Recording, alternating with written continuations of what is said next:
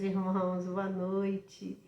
Que a paz do Mestre Jesus possa estar nos nossos corações, presente aí no seu lar, junto do seu coração, das pessoas que você ama. Hoje nós estamos aqui para darmos continuidade aos nossos estudos, fazendo a lição hoje de número 9, intitulada Serve e Confia.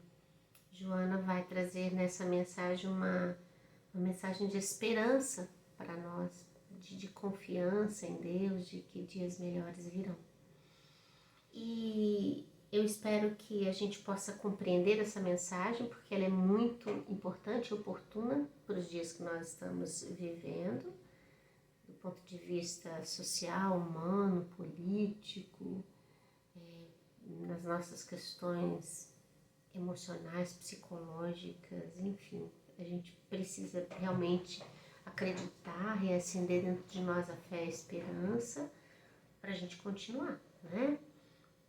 E eu espero realmente que vocês tenham tido assim, uma semana de muita paz, de muita alegria, que vocês tenham conseguido aplacar aí as dores, as angústias, né? As coisas que vem mesmo, tá nesse pacote aí nosso de vida, faz parte aí dessa nossa história humana, e que vocês consigam vencer essas dificuldades todas e que vocês consigam pelo menos trazer paz para dentro de vocês. Acho que é uma coisa que a gente precisa. A vida às vezes nos deixa muito atribulado, nos deixa com muitas questões para resolver, para pensar. É essa loucura em pleno século XXI, uma sociedade muito de ações muito frenéticas, muito intensas, e a gente fica soberbado de tantas coisas, né? Me lembra tanto quando eu vejo assim que a gente está se perdendo nesse cotidiano físico, sem cuidar das coisas espirituais. Eu me lembro tanto daquela passagem de Marta e Maria, narrada ali no Evangelho, né? Que a gente precisa saber e se preocupar com a melhor parte. E a gente tem deixado realmente as coisas espirituais um pouco esquecidas. A gente fica muito preso nas coisas do cotidiano, às vezes nos compromissos do lar, nos compromissos com a família, com o trabalho, e a gente acaba se perdendo, né? Não faz o culto do Evangelho no lar, não faz uma oração, não se prepara com uma leitura, não reconforta o coração, não busca equilíbrio.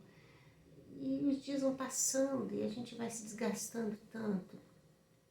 E a idade vai avançando e a gente vai cada vez mais se sentindo frágil, né? Fraco. Enfim, e aí Joana vem com uma mensagem dessa que fala pra gente assim, não, mas não tá nada perdido, tá tudo caminhando sob o olhar de Deus. Então vamos confiar, vamos trabalhar, que as coisas se encaixam, né? Então é uma mensagem de esperança para todos nós e que a gente possa então compreendê-la em sua mensagem principal. Eu não digo nem em plenitude, porque às vezes eu acho que a gente tem muita dificuldade de alcançar certas coisas, né? Porque a gente ainda não as sente, então a gente talvez não consegue nem vislumbrar o quão bom isso é. Assim, quando a gente fala da paz, da harmonia, como a gente não... Dificilmente a gente vive em paz, dificilmente a gente está em harmonia, então acho que a gente ainda não consegue perceber o quão isso é bom para nós e quanto que nós deveríamos trabalhar em nosso benefício na busca desses elementos essenciais para a nossa vida, mas que a gente possa de novo ser tocado no nosso coração por essa mensagem consoladora de esperança, de amor que hoje vem para nós. Então, Joana começa essa lição fazendo o início com uma pergunta do Livro dos Espíritos, a pergunta 784. E Kardec faz a seguinte pergunta aos espíritos. E, olha, a gente poderia pensar assim, mas Kardec está codificando a obra agora, em pleno século XXI, porque como que essa pergunta está tão atual? Kardec diz assim, ele faz uma afirmação, a partir da afirmação ele pergunta, ele coloca assim, bastante grande é a perversidade do homem. Ele afirma isso, e é fato. A gente pensa isso no tempo de Kardec, pensa isso hoje. A gente fica de assustar com o que a gente ainda pode perceber do sentimento humano e das ações humanas, que nos assustam às vezes, né? No nível mesmo de crueldade, de perversidade mesmo, a palavra é essa.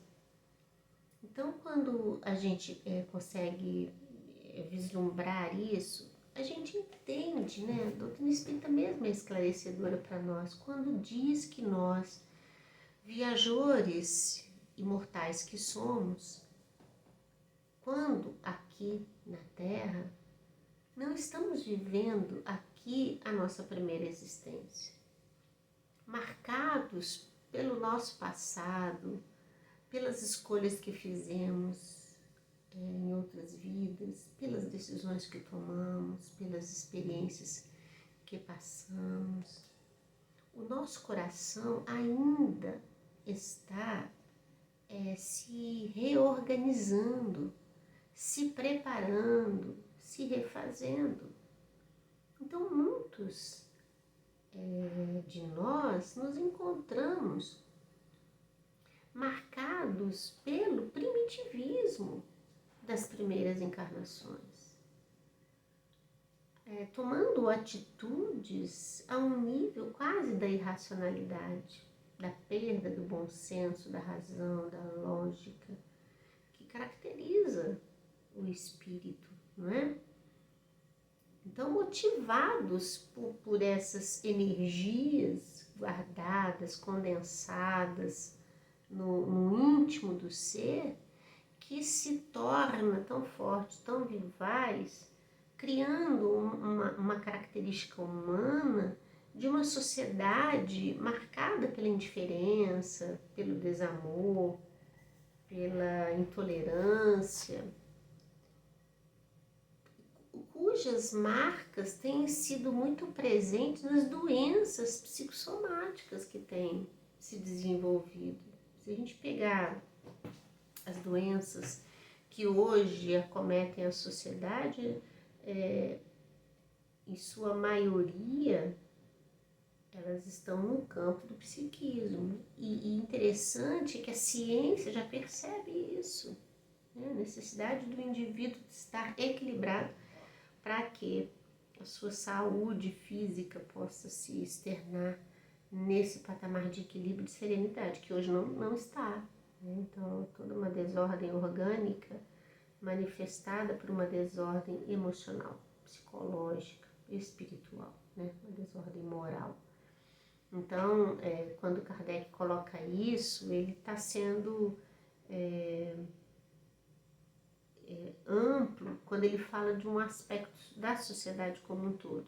E é claro que ele faz isso, essa pergunta na época da codificação, e está extremamente atual. Cada vez mais a gente vê isso brotar pelas mídias, né? Talvez porque as informações hoje elas correm o mundo via internet, a gente fica mais exposto a esse tipo de informação, de imagens, de ideias, de conceitos, enfim. E aí a gente vai tomando pé de muita coisa. Mas Kardec então faz essa afirmação para fazer a seguinte pergunta: não parece que, pelo menos do ponto de vista moral, em vez de avançar, caminha ao recuo? Então ele tá colocando aqui, sendo a perversidade uma marca, né, diante de tudo que a gente vê na sociedade, não parece que ao invés de avançar do ponto de vista moral, está tendo um recuo, né, está tendo um atraso, está tendo, enfim. É interessante demais essa pergunta, porque às vezes para o olhar daquele que não conhece doutrina espírita, olhar para a sociedade hoje dá a impressão de que realmente não está tendo avanço moral, né? E que, por sua vez, o mal está cada vez mais se instalando entre nós.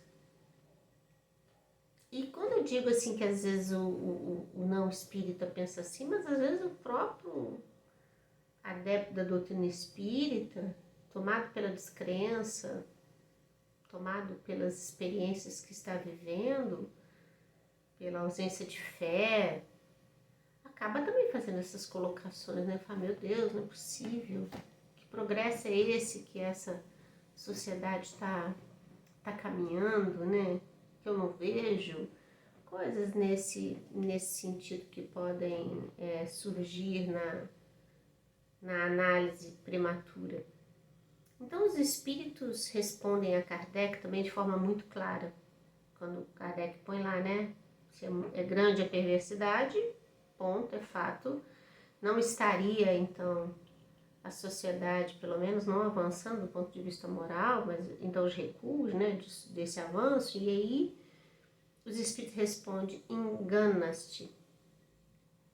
Ponto. Simples assim. Continua. Observa bem o conjunto e verás que o homem se adianta, pois que melhor compreende o que é mal e vai dia a dia reprimindo os abusos. Faz-se mister que o mal chegue ao excesso para tornar compreensível a necessidade do bem e das reformas. Então, olha como que essa resposta dos espíritos, ela é muito rica, porque ela fala do avanço individual, mas ela fala também do que acontecerá no coletivo para que a gente possa despertar para o verdadeiro bem.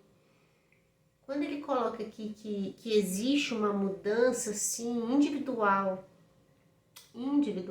do ser humano que consegue já perceber o que é certo, o que é errado, qual é o seu dever ante a sociedade,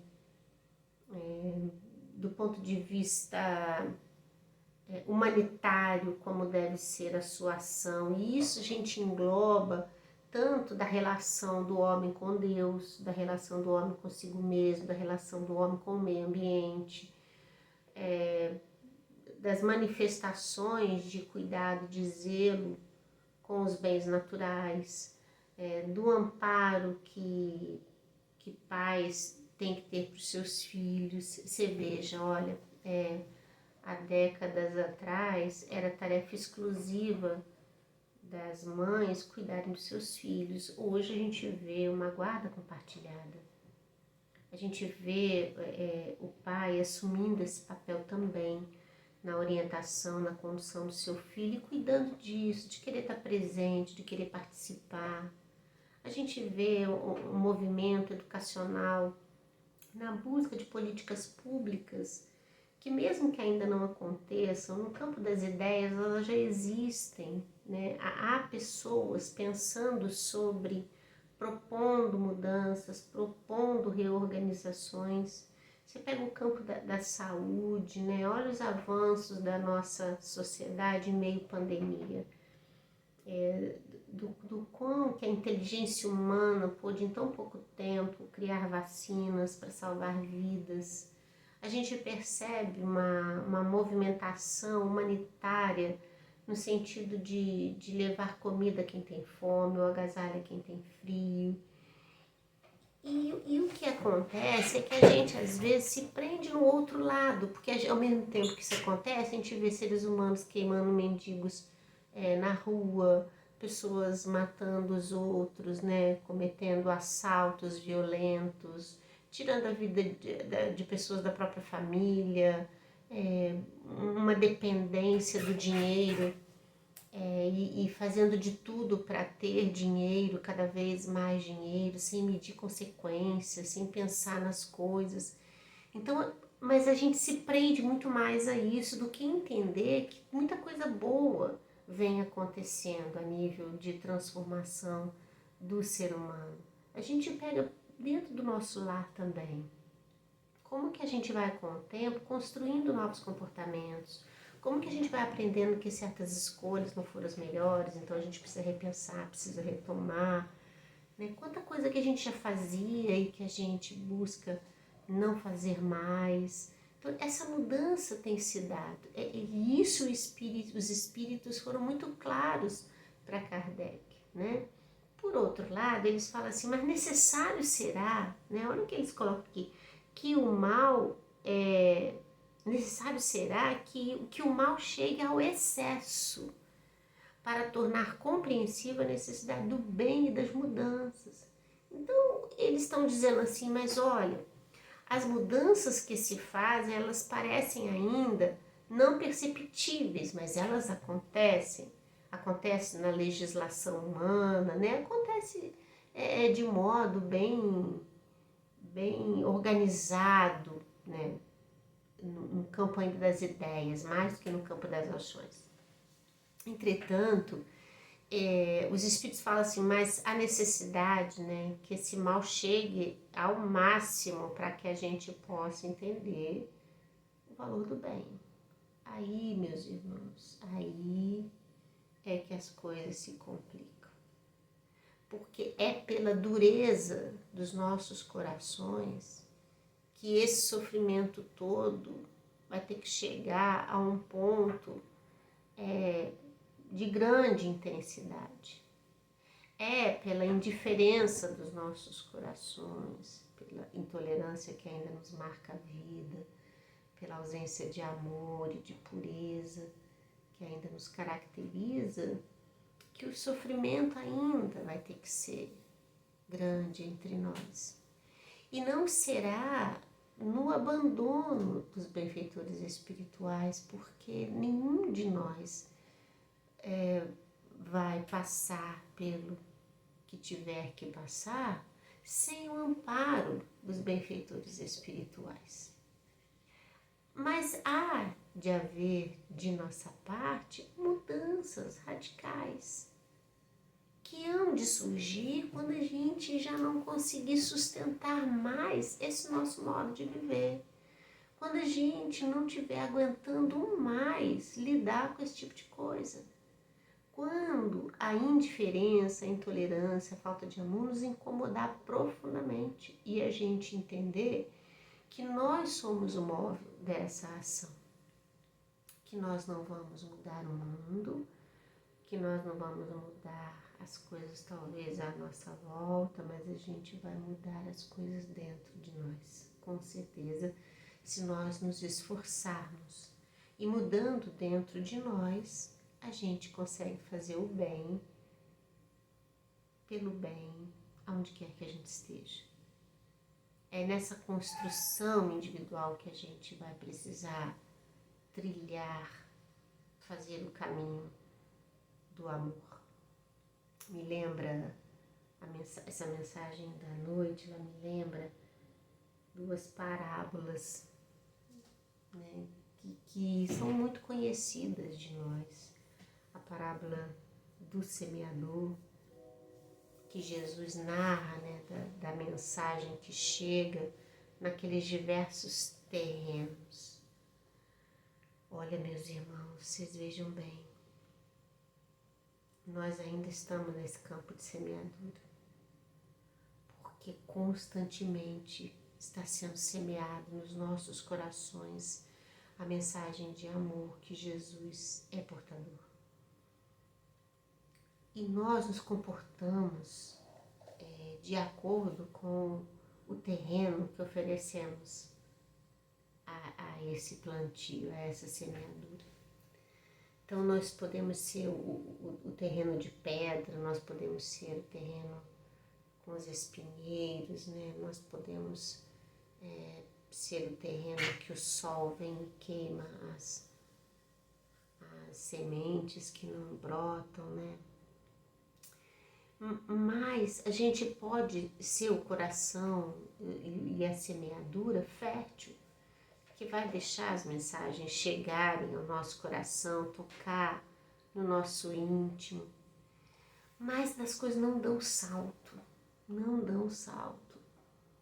Então seria utopia dizermos assim, mas daqui para frente agora eu vou fazer tudo certo, que isso não vai se dar assim. A construção, ela é longa, ela é demorada, ela é urgente, mas ela não deve ser apressada. A gente precisa, em doses homeopáticas, compreender essa mensagem de Jesus e trabalhar dentro da construção dessa semeadura no nosso íntimo. Ainda outro dia conversávamos, eu e uma pessoa, sobre a postura do apóstolo Paulo, narrada no livro Paulo e Estevão. E a gente nota a fortaleza daquele homem, né, da virtude que marcava o apóstolo Paulo. Interessante é de entender que a construção de Paulo, o apóstolo, se deu sobre muita renúncia, se deu sobre muita entrega, se deu sobre muita reflexão, sobre muito sofrimento íntimo. A sensação de que ele se sentia devedor na seara de Jesus, dele entender junto de si mesmo o quanto ele poderia ter feito e o quanto ele precisava fazer. Então a gente vai ver nas narrativas que a cada local que Paulo chegava, ele ia muito resoluto, na certeza de que ele tinha ali uma missão de convocar os corações a entender e aceitar Jesus, porque ele sofreu muito para isso e fez sofrer. Jesus teve que ir a Paulo de uma forma contundente, porque ele não entendia, ele não compreendia, ele não aceitava.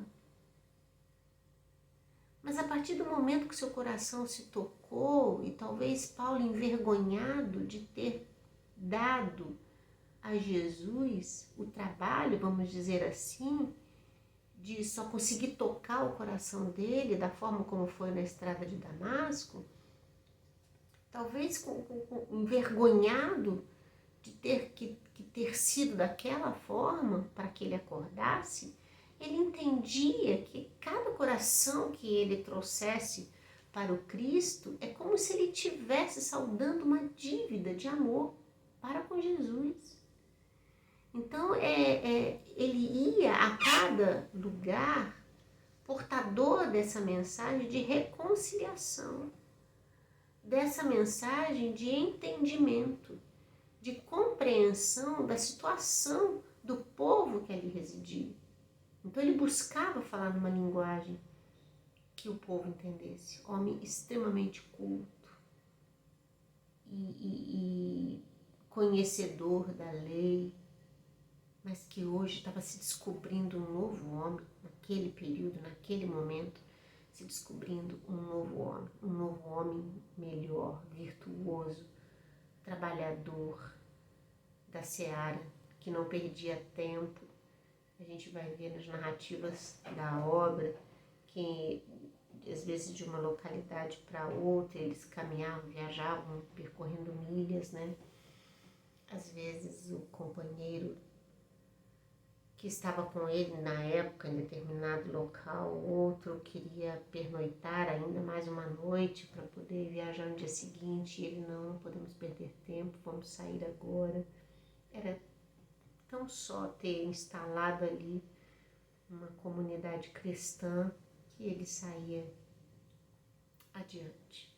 A sua preocupação, o seu cuidado para que Jesus fosse revivido no coração das pessoas e que ele não se tornasse um homem esquecido como um louco crucificado. Era um cuidado que ele tinha de dizer que Jesus era Filho de Deus e que era a ele que deveria ser devotado todo o amor e toda a fé. Então a gente percebe que a transformação das pessoas, ela se dá quando as pessoas já chegam ali no clímax das suas perdas. É disso que os espíritos falam a Kardec. Até onde a humanidade vai chegar para entender o sentido do amor, a gente encarnado não sabe. Mas Deus sabe. Deus sabe, Deus ampara, Deus protege, Deus guarda. A gente tem que confiar nisso tudo. E o interessante é a gente apaziguar os nossos corações, meus irmãos. A mensagem tem que ser de apaziguamento, tem que ser de confiança, tem que ser de paz interior, porque senão a gente se perde no emaranhado de coisas do mundo. Se perde nas questões políticas, nas questões financeiras, sociais, econômicas. O Brasil, então, passando por um momento muito delicado nesse sentido, e as pessoas tomando partido de uma coisa ou de outra. Então a gente tem que acalmar o coração, tranquilizar-nos, confiar em Deus, né? A nossa meta é a da nossa transformação moral. A gente não vai mudar o mundo, nem o país, mas a gente precisa mudar a nós próprios. Esse é o caminho, esse é o caminho. Então, Joana, ela vai falando aqui que a gente precisa entender que mesmo que a gente ache que as coisas não têm solução, que as coisas estão difíceis, no dia seguinte sempre o sol brota, trazendo para a gente confiança. Então ela coloca assim, olha,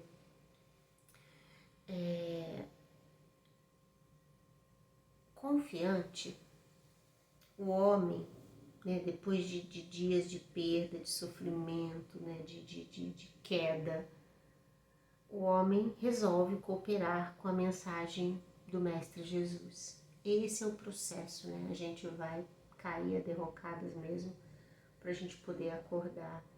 Mas não é castigo, hein? Vamos entender muito claro isso, tá? Não é castigo. Ninguém está sendo castigado.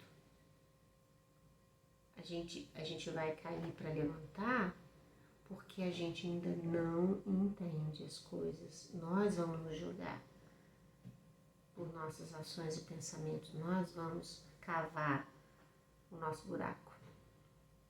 É nesse sentido, né? É nesse aspecto. Depende de cada um isso. Ah, mas eu posso então, Kátia, não cavar o meu buraco e ascender do ponto de vista moral? Pode, claro que pode, né? Pode, sem dúvida. Esse é o objetivo, né? É incomum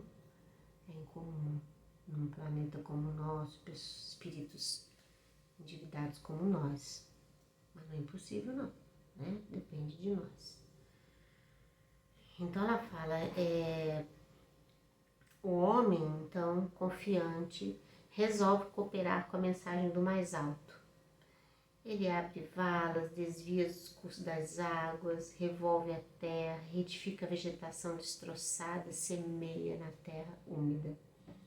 O tempo então se carrega de devolver a esse homem a beleza da paisagem, a bênção do grão e o doce aroma das flores espalhadas no ar.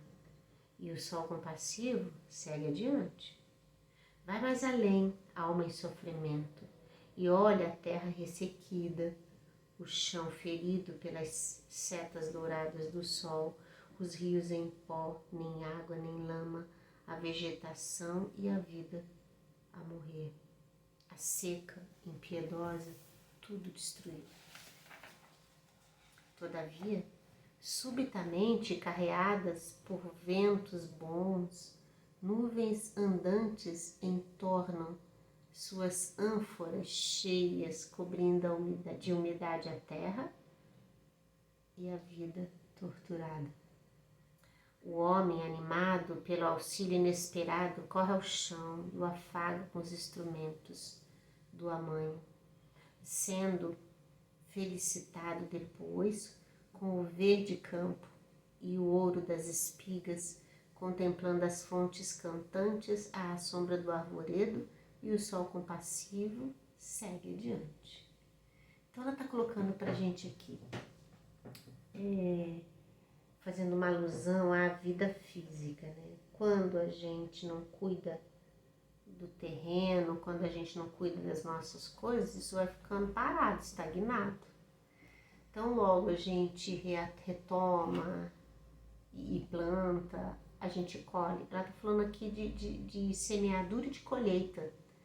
Então ela fala que a vida nos convida à semeadura do bem, para que a gente possa colher o bem. Se a gente ainda colhe os infortúnios, se a gente ainda colhe o sofrimento, é porque a gente ainda tramita nessas relações e a gente ainda é produtor disso. Então a gente precisa, primeiramente, segundo o registro de Joana, se perguntar, mas o que eu tenho cultivado?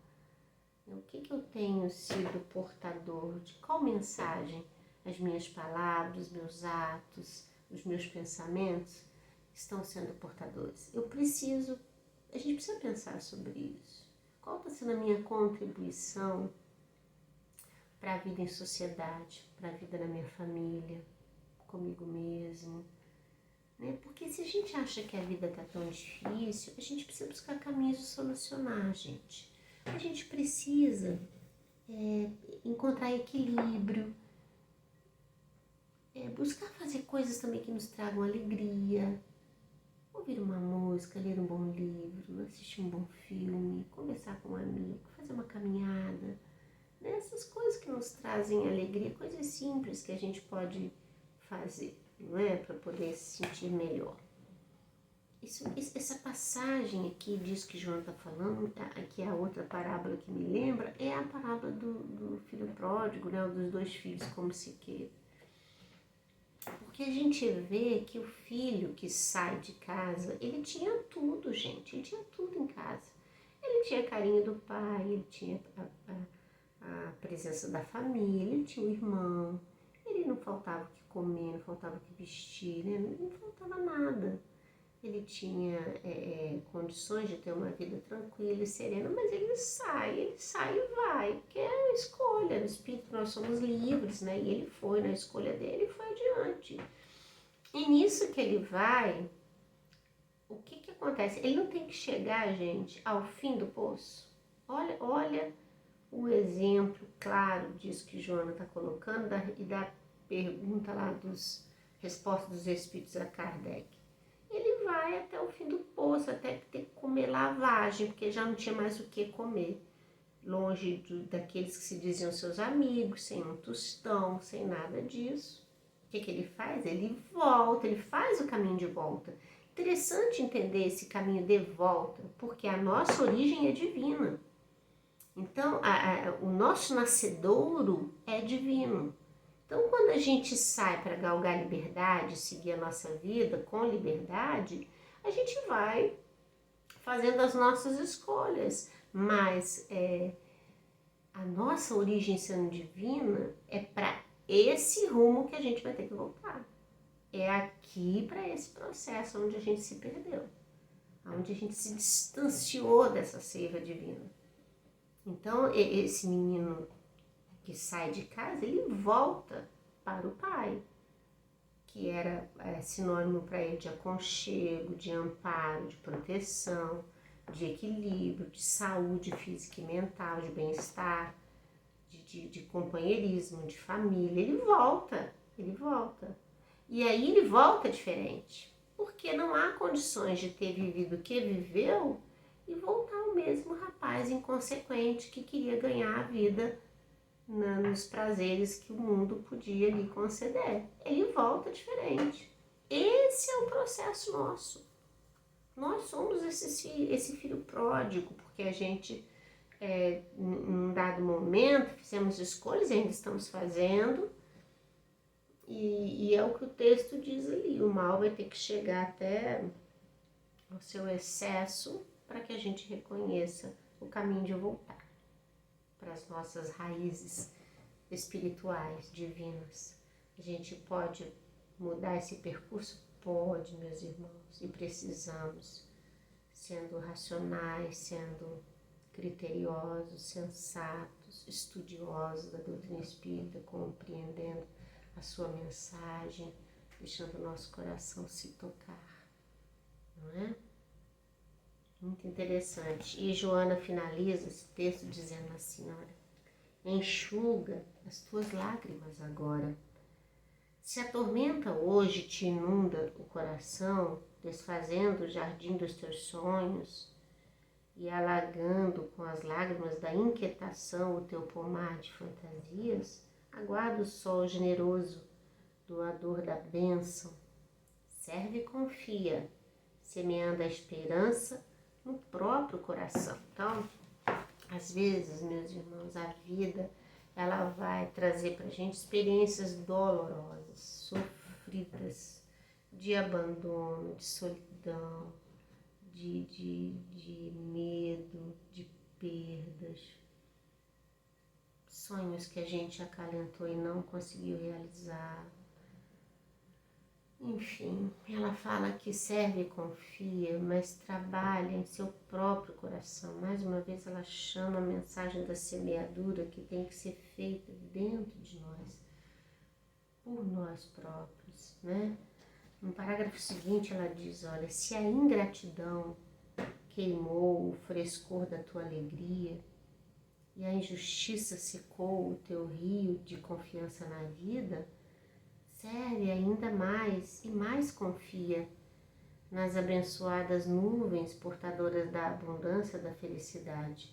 Quando chegarem, renovarão teus celeiros com os sadios grãos da serenidade e da paz. Então ela está falando aqui, mas então a ingratidão te chegou ao coração, né? Trabalha mais ainda, deixa a cada um conta do que fez, do que realizou. Meus irmãos, é convite grandioso para nós.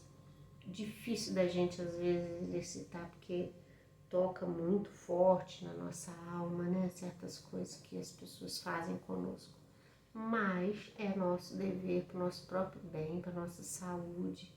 Senão a gente adoece, a gente acaba desencarnando, vítima de sofrimento, de um suicídio inconsciente ou consciente, de uma tristeza profunda, de uma depressão. A gente precisa zelar por isso, por nós próprios. É nesse sentido que ela fala. Cala todas as dores, para que a cortina líquida do pranto não obscureça a visão azul do céu, que te mandarão o socorro e mensagem de luminoso alento.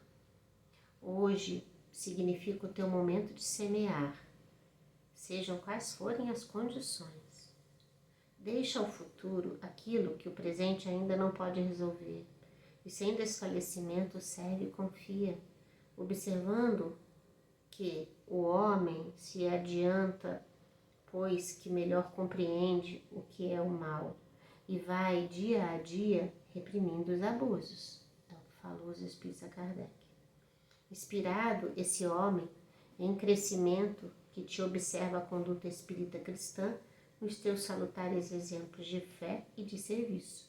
Então ela está colocando aqui no finalzinho dessa mensagem a seguinte, os Espíritos falam lá, né, que o homem ele vai progredindo individualmente, né, reconhecendo que o bem é melhor do que o mal, reconhecendo o bem na sua pureza, naquilo que é certo fazer, e por isso ele vai tentando se ajustar mais. Então ela fala que compreenda que o momento é de semeadura e que devemos ser nós esses semeadores.